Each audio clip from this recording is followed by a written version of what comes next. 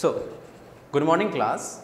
Today we will further discuss about the reactions of phenol. In the last class we discussed near about 8 reactions that were different from that of alcohols. Now we will discuss the further reactions in the same category, because altogether there were 14 reactions and we discussed 8 and 6 more to go. So, our next reaction is 9th one, and that is coupling reaction. Coupling reaction. In case of coupling reaction, we have to take benzene diazonium chloride. So, this is benzene diazonium chloride and it is treated with phenol.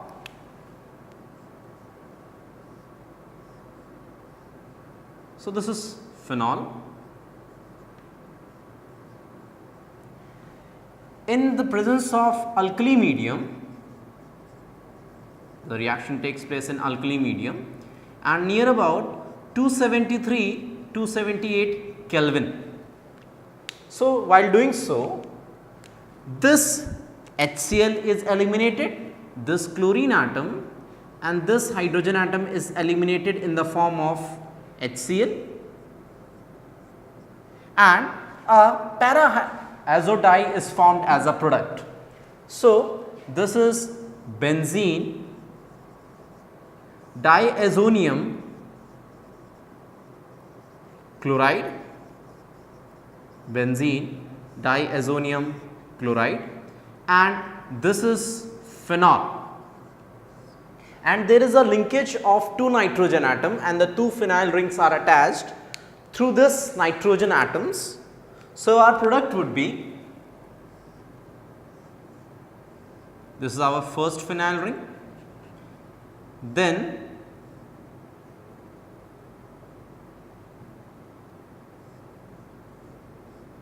second phenyl ring attached to nitrogen atom,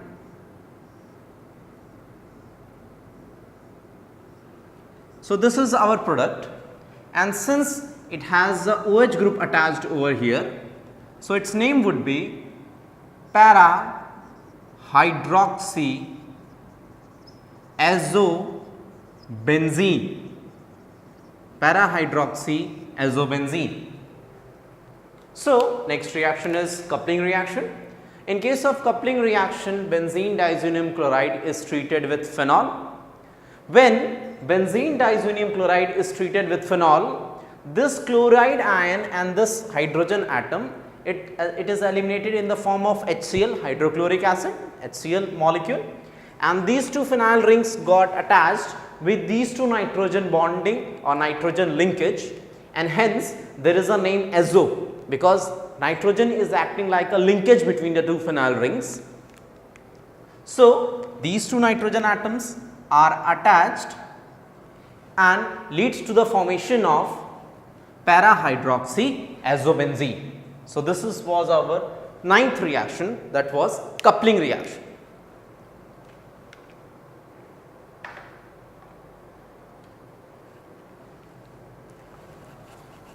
Now,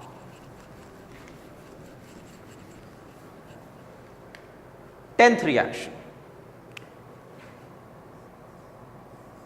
that is reduction of phenol or hydrogenation of phenol, anything we can say, reduction or hydrogenation of phenol. So, when phenol, this is phenol,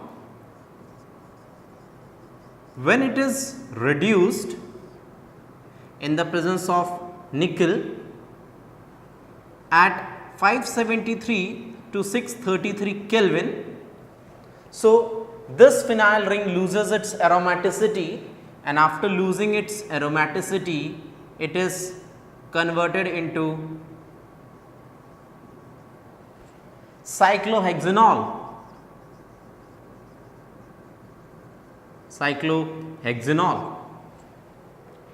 So, this is our 10th reaction about phenols.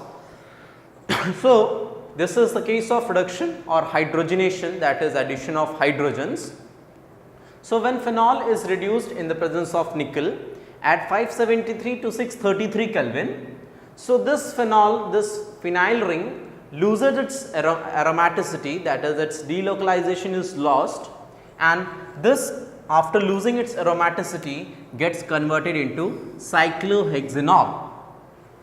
Other OH group is attached over here also, but the only difference is there is no aromaticity and in this there was aromaticity. So, phenol when it is reduced in the presence of nickel at 573 to 633 Kelvin, the phenyl ring of phenol loses its aromaticity, and after losing aromaticity it is converted into cyclohexanol.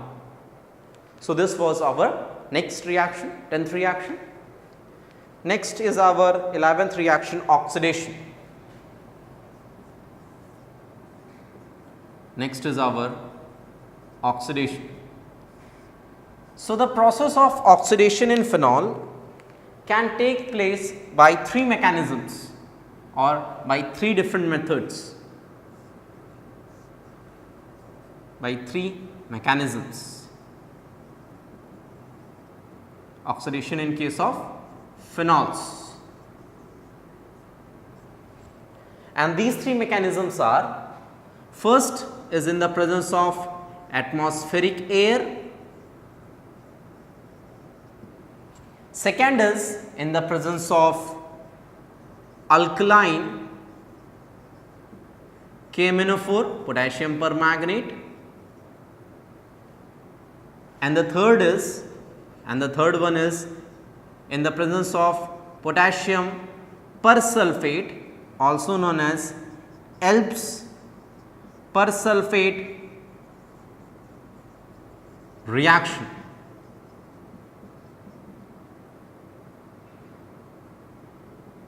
So, these are the 3 mechanisms of oxidation in case of phenols, and the 3 mechanisms are: first mechanism is that the oxidation can take place in the presence of atmospheric air.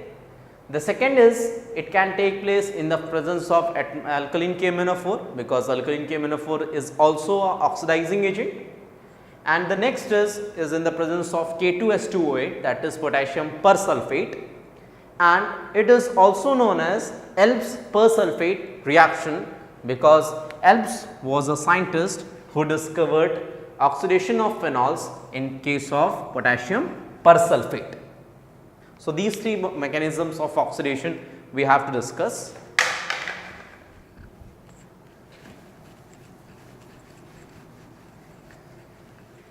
So, let us discuss one by one, that is first mechanism.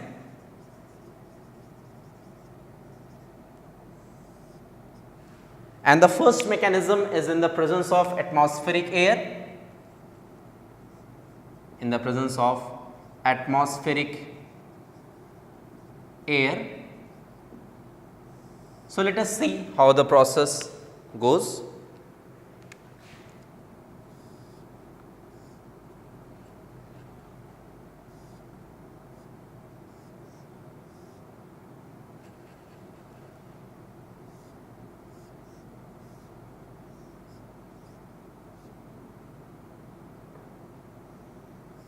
So, this is our phenol. So, this is our phenol. When it is treated with atmospheric oxygen, so what is formed? Let us see. So, a water molecule is eliminated, and how it will be eliminated? These 2 hydrogens are there. When mixed with 1 atom of this oxygen, these 2 hydrogen atoms, after reacting with 1 molecule, 1 atom of this oxygen molecule, forms water molecule, and it is eliminated, and the rest 1 atom which is remaining, it is attached over here. What is formed? This is the product which is formed, double bond O, double bond O.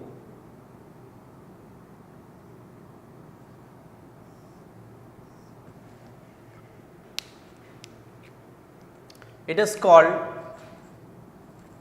paraquinone. It is called paraquinone. And in the next step, this paraquinone is treated with 2 molecules of phenol. So, this paraquinone which is formed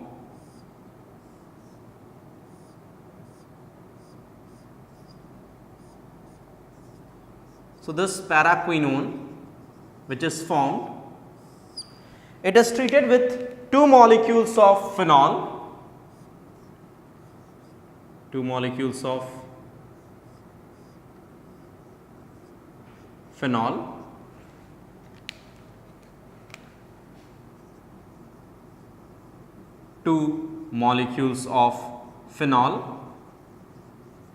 to form, and what is formed as a product? Let us see. So, this was our quinone.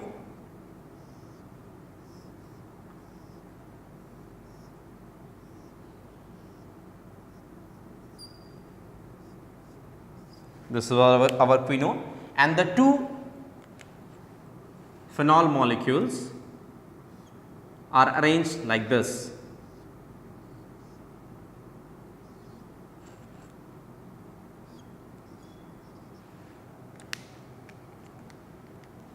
And there is a formation of intermolecular hydrogen bonding, and the same thing happens over here.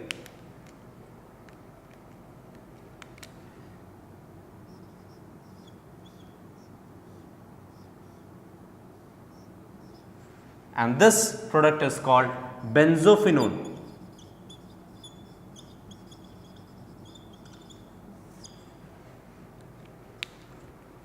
And this product is called benzoquinone, and this product is called benzoquinone. So, this is the overall mechanism of oxidation of phenol when it takes place in the presence of atmospheric air. First of all, this is our molecule of phenol.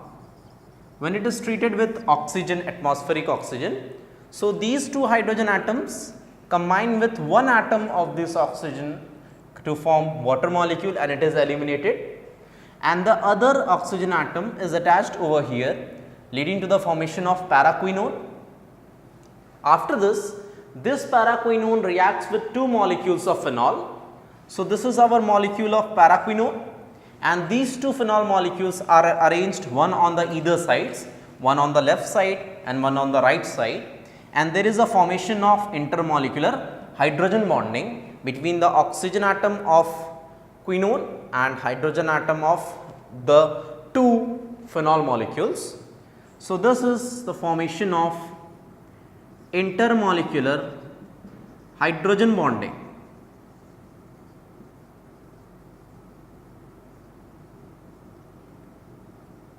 And finally, the product which is formed, it is a formation of intermolecular hydrogen bonding, and the final product which is formed is called benzoquinone.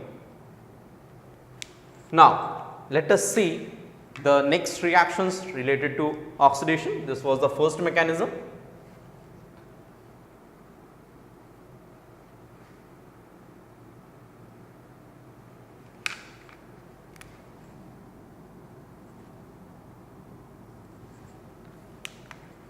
Now, let us see the second mechanism that takes place in the presence of alkaline KMnO4.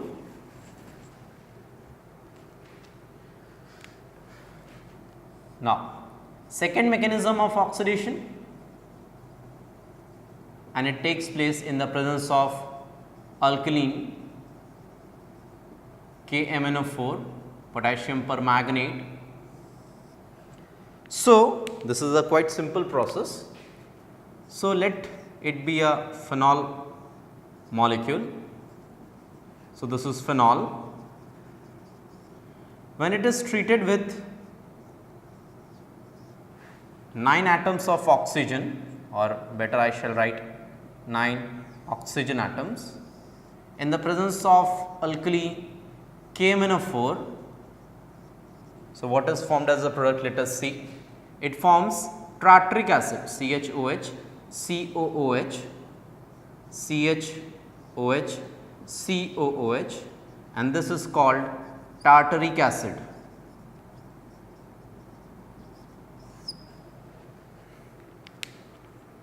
And let us see the third mechanism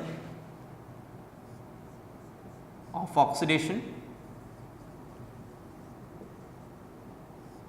that is in the presence of K2S2O8 potassium persulfate, also called Elb's persulfate reaction, Elb's persulfate reaction also called. So, let us see what does happen in third mechanism. So, if this is a phenol molecule, when it is oxidized in the presence of K2S2O8, so it undergoes oxidation, what happens?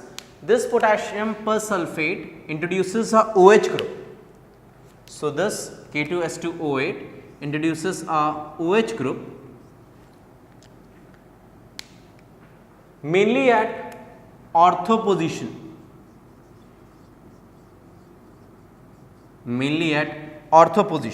So, this phenol will become, it will be transformed into another compound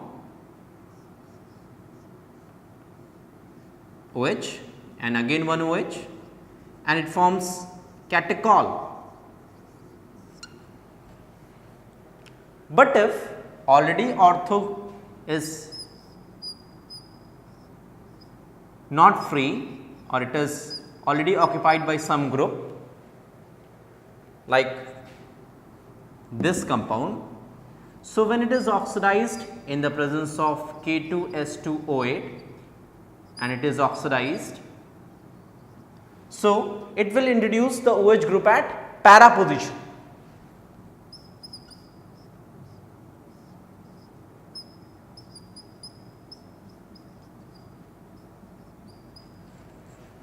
So, this would be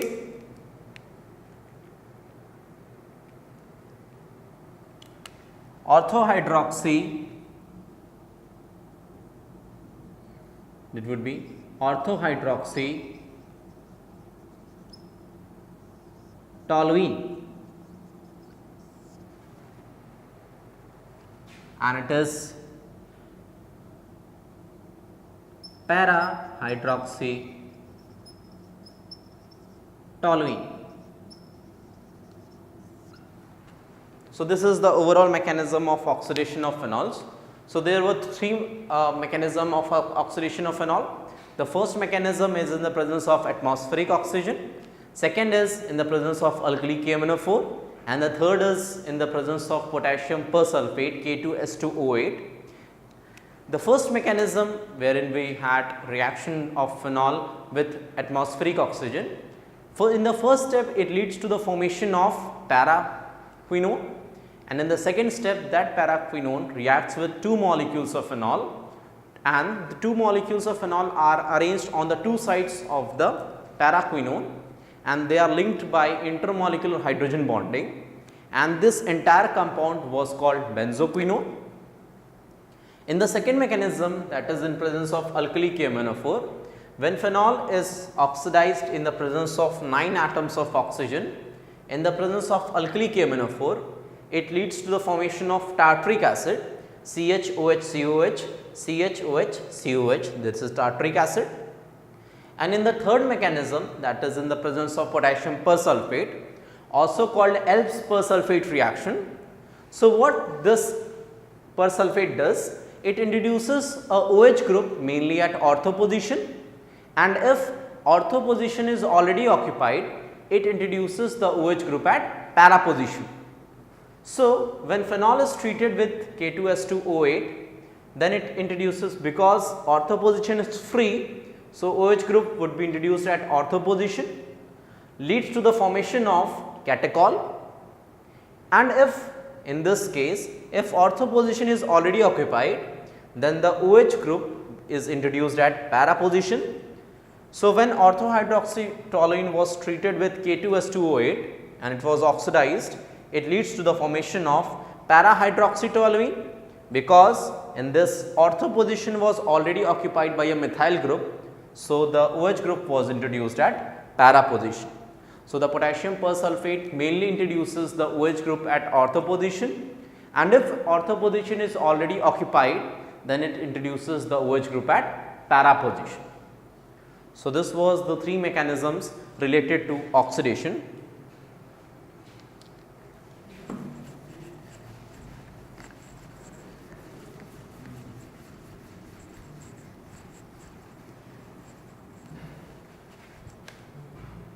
Next is 12th reaction, it is Fry's rearrangement. Fry's rearrangement.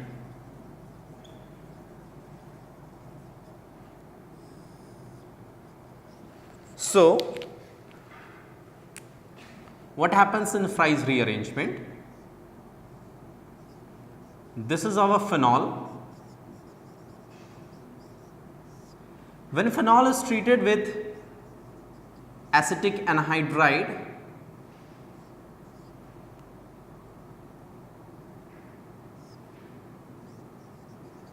so this is acetic anhydride, in the presence of AlCl3, aluminum chloride.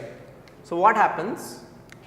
This hydrogen is eliminated with this CH3COO group, and it is eliminated in the form of acetic acid, and this acyl group gets attached to this oxygen and leads to the formation of an intermediate compound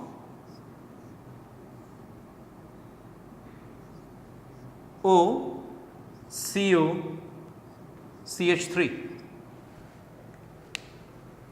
But this compound further undergoes rearrangement. It undergoes rearrangement, and this hydrogen, there is a hydrogen over here, this hydrogen is shifted towards this oxygen, and this acyl group is shifted towards this position, ortho position. There is a shifting between ortho positions. So, finally, we obtain two type of products, that is ortho derivative and the next one is para derivative.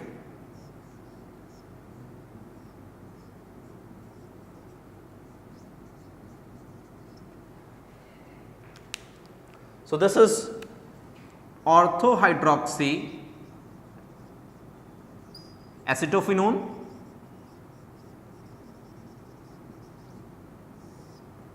this is para-hydroxy acetophenone, orthohydroxy acetophenone and para-hydroxy acetophenone. So, this is the complete arrangement or the complete mechanism of Fry's rearrangement. Let us see what happens once again. So, this is the molecule of acetic anhydride.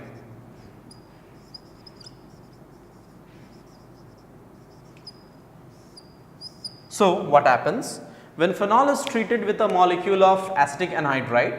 So, this hydrogen atom of phenol is combines with this CH3COO group to form acetic acid, and it is eliminated, and this acyl group is attached to this oxygen atom, leading to the formation of this intermediate compound acetoxybenzene, and further it undergoes rearrangement, and there is a rearrangement between ortho positions. So, this acyl group is shifted towards this carbon atom, and the hydrogen from this carbon atom is shifted towards this oxygen, leading to the formation of two types of derivatives, that is ortho derivative and para derivative. So, the first product which is obtained is orthohydroxy acetophenone, and the second product which is obtained is para hydroxy acetophenone.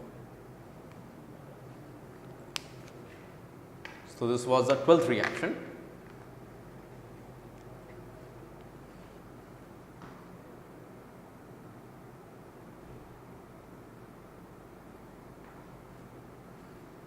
Now, let us see the next reaction, that is 13th reaction,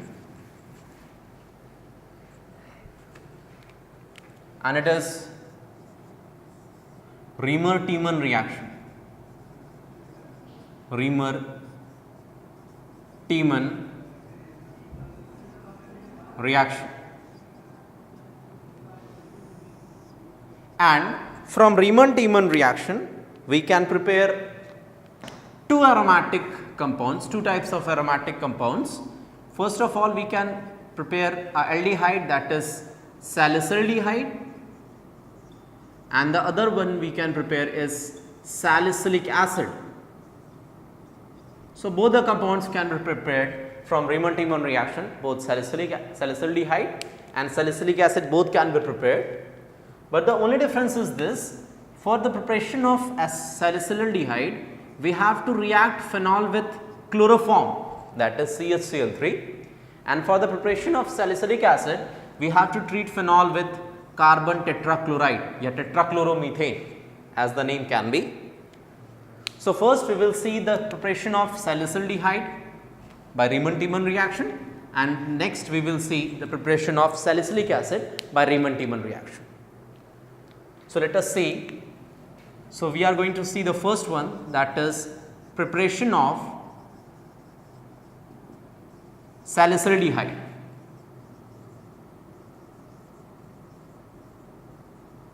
Preparation of salicyldehyde. So, when phenol, this is our phenol, when phenol is treated with NaOH when phenol is treated with chloroform CHCl3 at 340 Kelvin in the presence of NaOH. So, water molecule and a molecule of HCl is eliminated. So, what happens? It leads to the formation of sodium phenoxide, and here it is attachment of CHCl2. So, it is further treated with two molecules of NaOH. So, two molecules of HCl are again eliminated, leads to the formation of ONA, and here it will be CH, here will be OH, here will be OH. Now, there is the elimination of water molecule minus H2O. So, what happens? A water molecule is eliminated, let it be eliminated in this format. So, after this, after the elimination of water molecule, the reaction becomes ONA, and here it will be CHO. So, this is almost our salicyldehyde, and the last step is it is treated with dilute HCl, and our NaCl molecule is eliminated, and this sodium atom is substituted by hydrogen atom from HCl, leading to the formation of final product, that is OH, and here it will be CHO, and this is nothing but salicyldehyde, which is our final product. So, this salicyldehyde is also, it can also be said orthohydroxy benzaldehyde. It can also be nomenclatured as orthohydroxy benzaldehyde. So, this is the complete mechanism of Reamer-Tiemann reaction. So, from the Reamer-Tiemann reaction we can prepare salicyldehyde and salicylic acid both. So, when salicyldehyde we have to prepare, we have to take the starting material as chloroform, we have to react phenol with chloroform, and when we are preparing salicylic acid we have to react phenol with